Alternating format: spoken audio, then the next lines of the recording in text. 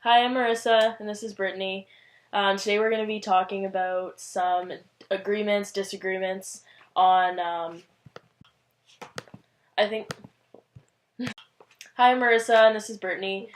Today we're going to be talking about our Welfare Week 7 assignment, which is reading a few articles and taking our opinions from it. So I'm going to be against the animal testing, and Brittany's going to be for it, so we're just going to talk about that.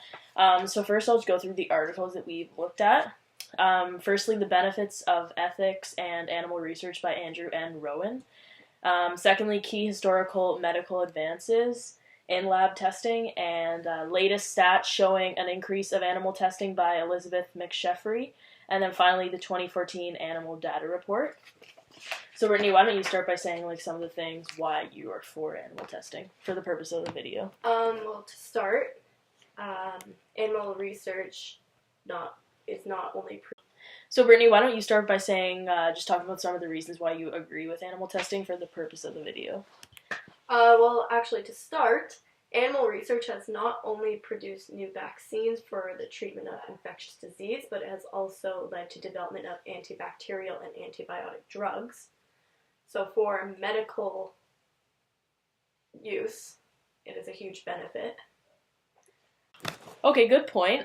So my argument to that is that although some medical advances have been made using laboratory testing, it's hard to test a theory regarding humans on animals because they're both physically different. So if one thing affects an animal in a certain way, how is it guaranteed that it's going to affect a human? And there's actually examples of this incident happening with many scientists who've tested a human theory out on an animal. It had certain effects.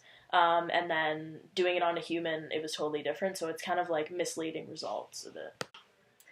I do get where you're coming from. However, research on animals has been vital to numerous areas in medicine, such as heart surgery, and it's been proven that it has saved about 440,000 lives in the past year. And it is now a routine because of animal research. And so how would you feel if the only way to save a loved one was by animal research? Okay, but do you not consider your dog to be a loved one? Because what if the thing that had to be tested on for, let's say, your child's benefit or your mother's benefit was your dog, then what would you do, right?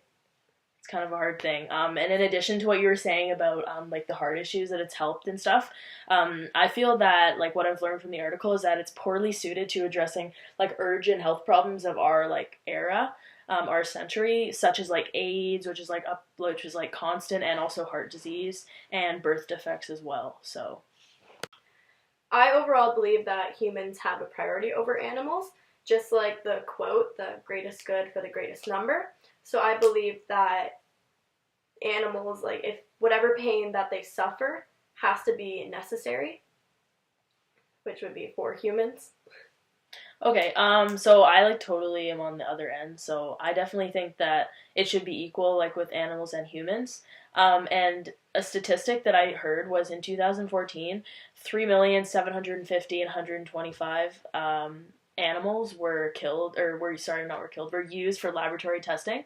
And even though it benefited humans, they feel pain just like we do. So I just don't understand what the difference is. And also, a lot more reliable methods are available for scientists. Laboratory testing is not necessary. We have so many other means to use. Some examples are clinical intervention and human tissues and cell cultures, which also help them find advances in medicine. So,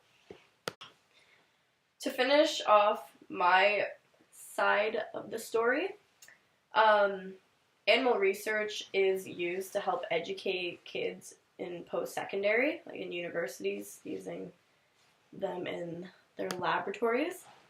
And also, testing can actually help from one animal to another in the long run.